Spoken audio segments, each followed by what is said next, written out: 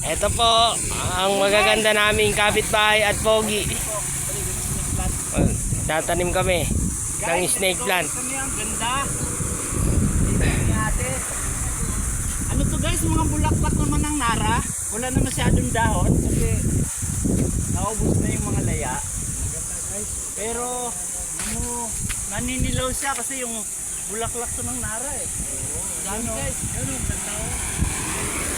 Ay, bulaklak din naman yun. Guys,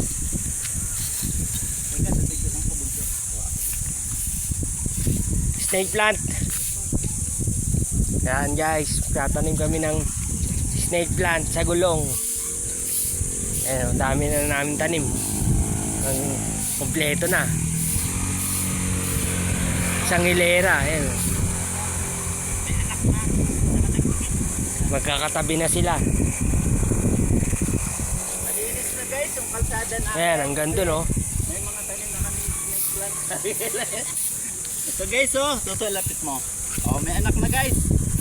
Tatlo. Toto ilan. Ayan. Ito na ang tanim guys.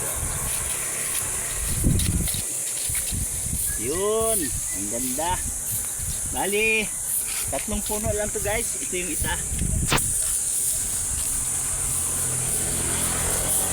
Na.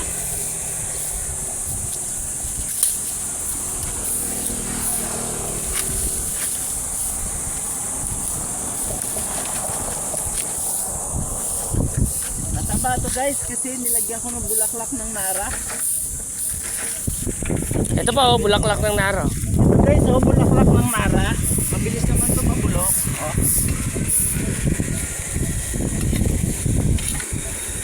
Guys, oh, bulaklak kaya mataba to kasi mabilis naman ito mabulok.